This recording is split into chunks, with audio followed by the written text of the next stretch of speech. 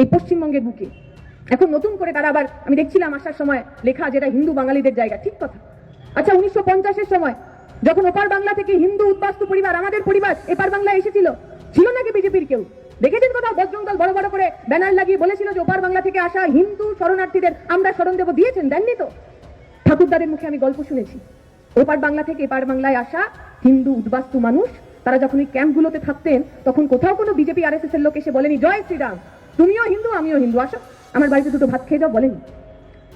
যখন প্রতিদিন ওই লোকগুলো নিজের বাঁচা মারার জন্য লড়াই করছিল, কোন বজরং দল বিজেপির লোক এসে বলেনি যে জয় শ্রীরাম, তুমিও হিন্দু আমিও হিন্দু, আসো আমার বাড়িতে একটু ভাত বেশি হয়েছে, তোমার বাড়িতে তোমার বাড়ির বাচ্চাটাকে আমি একটু খাবার দিই, বলেনি।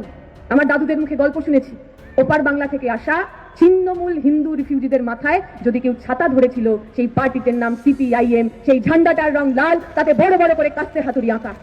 ওপার বাংলা থেকে আসা হিন্দু মানুষদের জমির অধিকার, পাট্টার অধিকার, চাকরির অধিকার, নাগরিকত্বের অধিকার আমরা দিয়েছি, লাল ঝান্ডার মানুষ দিয়েছে। হিন্দু বলে দেয়নি, মানুষ বলে দিয়েছে। এই বিস্তীর্ণ এলাকায় গরিব মুসলমান মানুষ, গরিব হিন্দু মানুষ, তাদেরকে জমির পাট্টা এই কারণে দেওয়া হয়নি কারণ তারা হিন্দু অথবা মুসলমান, এই কারণে দেওয়া হয়েছে কারণ তারা খেটে খাওয়া মানুষ। লুটে খাওয়া মানুষের বিরুদ্ধে খেটে খাওয়া মানুষের লড়াইতে সবসময় আমরা সামনে ছিলাম। আপনি পক্ষ নেই।